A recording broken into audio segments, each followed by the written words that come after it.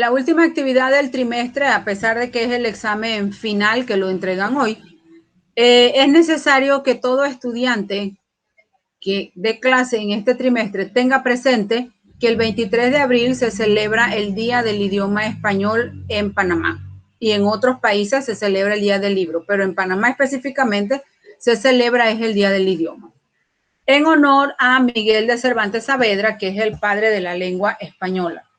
Este señor fue novelista, poeta, dramaturgo y también fue soldado, obviamente, de España.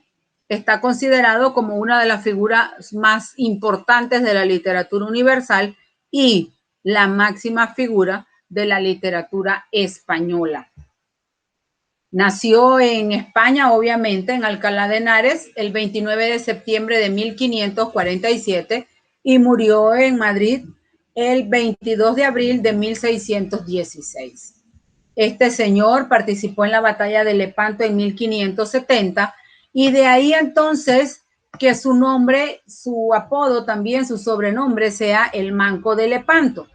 No precisamente porque haya perdido una mano, sino que en esa batalla de Lepanto recibió muchos golpes o arponazos en su brazo y eso le robó la movilidad completa de uno de sus brazos. Entonces, por eso fue denominado el Manco de Lepanto. Después, pues él fue prisionero también de los turcos, estuvo preso 5 años y un amigo de él pagó para poder que lo soltaran, porque ni siquiera fueron sus familiares, sino un amigo de él, según la biografía. Después que salió de ahí, del poder de los turcos, donde estaba preso, se unió en 1587 al primer círculo literario madrileño. Y miren que posteriormente, en 1605, aparece entonces la primera parte de el Don Quijote de la Mancha, con el nombre El ingenioso hidalgo Don Quijote de la Mancha. De ahí, después de esa fecha, empezó en 1613, publicó las novelas ejemplares, que es las primeras novelas cortas, novelas con una estructura, pero cortas, porque todas son novelitas cortas, y las recogió en una obra que se llama Novelas Ejemplares.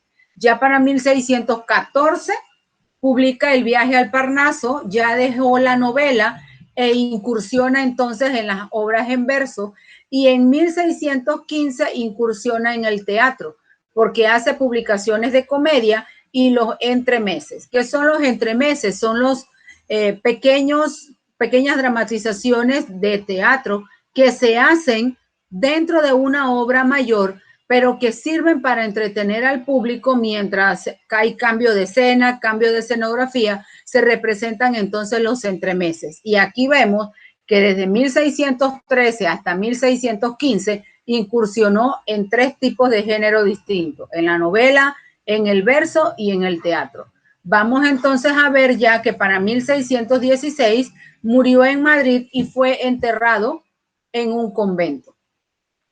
En la obra Don Quijote de la Mancha, el hidalgo Don Quijote ofrece una serie de hechos bastante sencillos de corte narrativo que van sucediendo poco a poco, por eso es narrativo, donde un hidalgo, enloquecido por tantas lecturas de los libros de caballería, decide hacerse caballero y salir por toda España a luchar por la libertad, por la justicia, a defender a las mujeres indefensas y a los hombres que están siendo maltratados.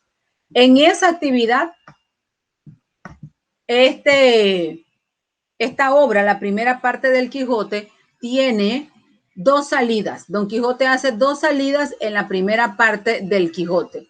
Posteriormente, entonces, don Miguel de Cervantes Saavedra publica la segunda parte del Quijote en 1615. Si recuerdan, murió en 1616. Entonces, en 1615, antes de morir, publica la última parte del libro, y en esta última parte está la tercera salida de Don Quijote de la Mancha. Obviamente, en esta última parte, Miguel de Cervantes Saavedra termina su obra con el final de esta novela es que Don Quijote regresa a su lugar de origen, cuerdo, ya no está loco, sino que regresa a Cuerdo y ahí muere.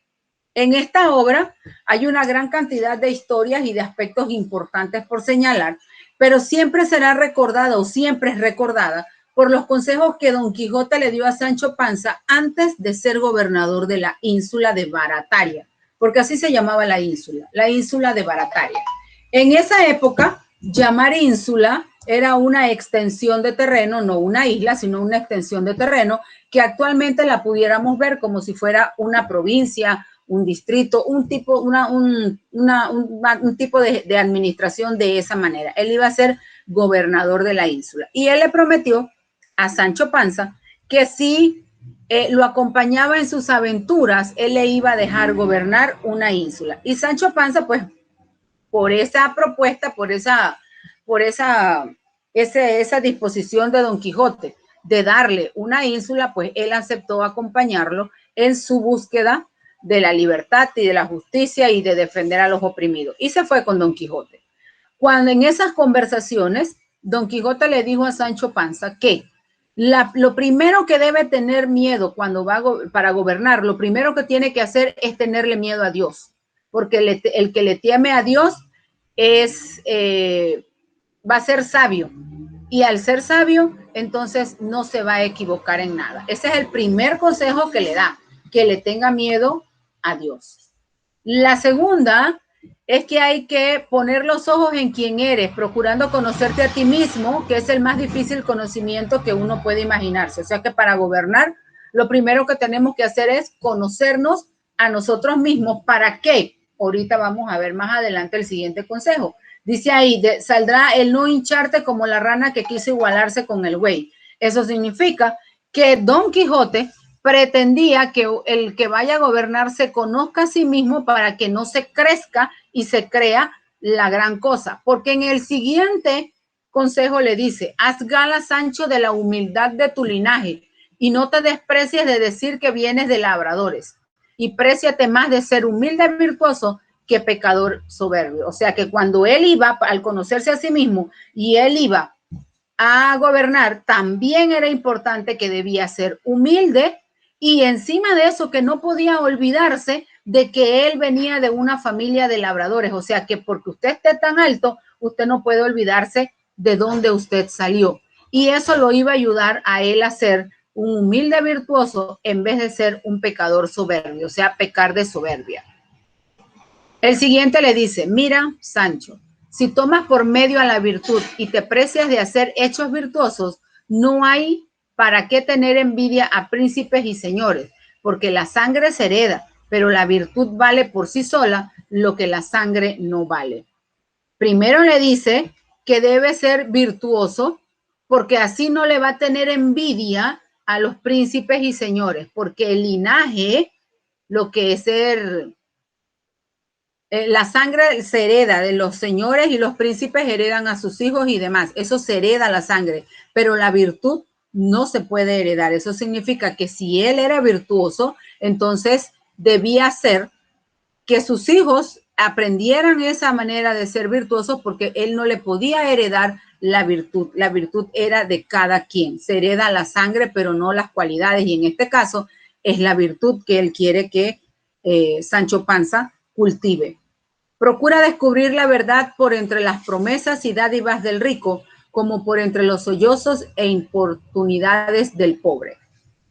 En esta parte, Don Quijote le hace saber a Sancho Panza que cuando él vaya a buscar la verdad como fin último y siempre su fin en su gobierno, debe buscar la verdad, pero que dentro, en esa búsqueda de la verdad, él se va a encontrar con obstáculos como promesas y las dádivas del rico. ¿Qué son las dádivas del rico? Es el dinero, porque en esa época dádivas era dinero, así se le llamaba al dólar, al peso, a eso eran dádivas. Entonces, que no aceptara no encontrar la verdad porque él fuera a recibir elogios o promesas, o porque el rico le pagara para que no encontrara la verdad. Recuerde que estamos hablando de un hombre que anda en busca de la libertad y de la verdad. Le dice también que si en algún momento de su vida él llegara a doblar la vara de la justicia, recuerden que la justicia está representada por una balanza, que está en igualdad posición, igual peso aquí, igual peso acá. Que si por algún motivo él va a doblar la vara de la justicia, o sea que se va a inclinar para un lado, que no sea por el precio de la dádiva, o sea que no sea por el dinero, sino por la misericordia que lo pueda mover a él en un momento determinado para poder ayudar a una persona. Mire que ha hablado de virtud, de misericordia, que no se olvide de su linaje, o sea, todas esas son características que le decía Don Quijote a Sancho Panza que debía tener. Después le dice, si alguna mujer hermosa viniera a pedirte justicia, quita los ojos de sus lágrimas y tus oídos de sus gemidos, y considera despacio la sustancia de lo que pide, si no quieres que se anegue tu razón en un llanto y tu bondad en sus suspiros.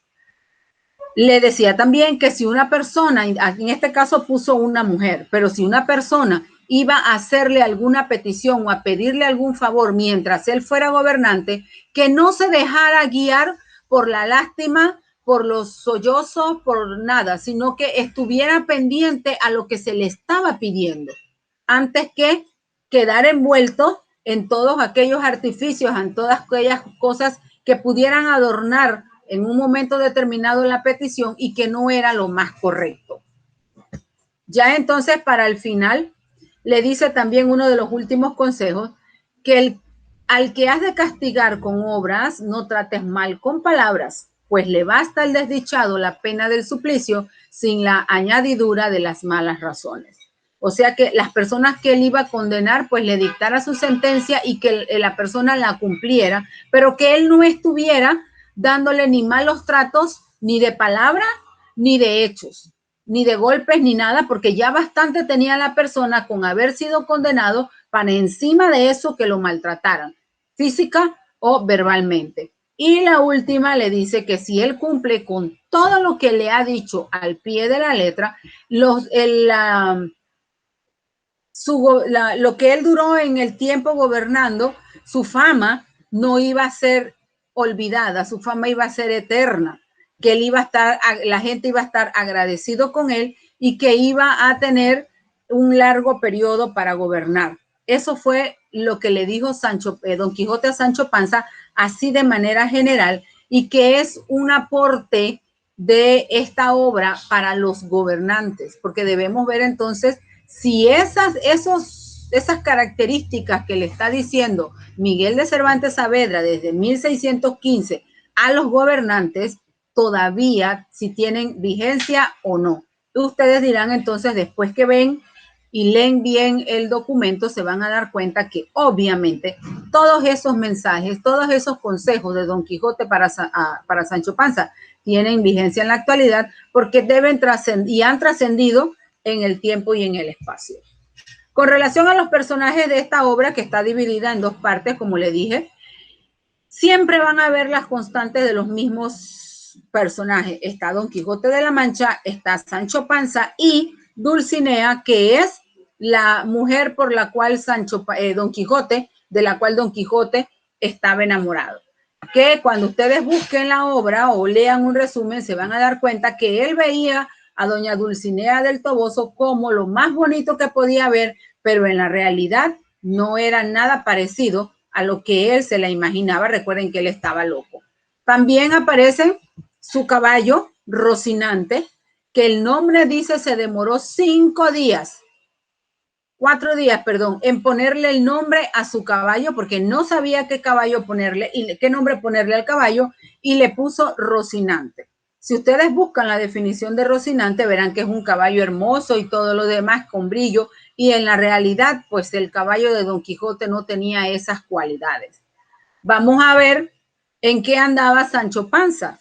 Sancho Panza andaba en un burro, y ese burro se llamaba Rucio. Ese nombre se lo pusieron por el color. En esta parte aquí hay que ver también un episodio muy importante que se ha inmortalizado en la historia, que es la aventura del Molino de Viento, donde Don Quijote sale a conquistar, a defender los territorios y se encuentra con unos molinos de viento. Y en su locura, él cree que esos molinos de viento son unos gigantes. Y ahí dice, Le dice Don Quijote a Sancho, Don Quijote sí a Sancho que lo ayude porque se acaba de encontrar unos gigantes. Y mire lo que le contesta Sancho Panza. Aquellos que allí ves, respondió a su amo, de los brazos largos, que los suelen tener algunos de casi 2 leguas. Mira vuestra merced, que aquellos que allí se parecen no son gigantes, sino molinos de viento, y lo que en ellos parecen brazos son las aspas que, volteadas del viento, hacen andar piedras del molino. Bien parece que no estás cursando en esto de las aventuras, dice Don Quijote.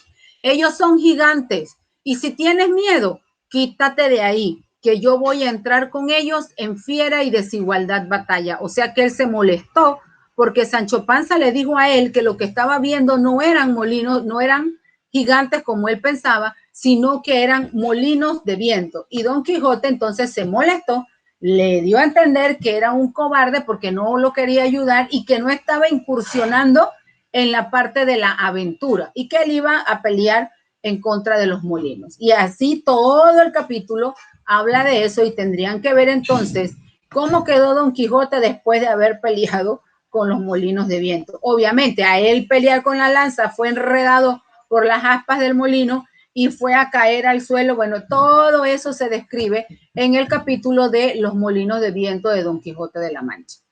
Eso con relación a la obra de Miguel de Cervantes Saavedra, que esa es la más representativa. No con eso digo que es la única, él tiene varias, pero esa es la que más se señala.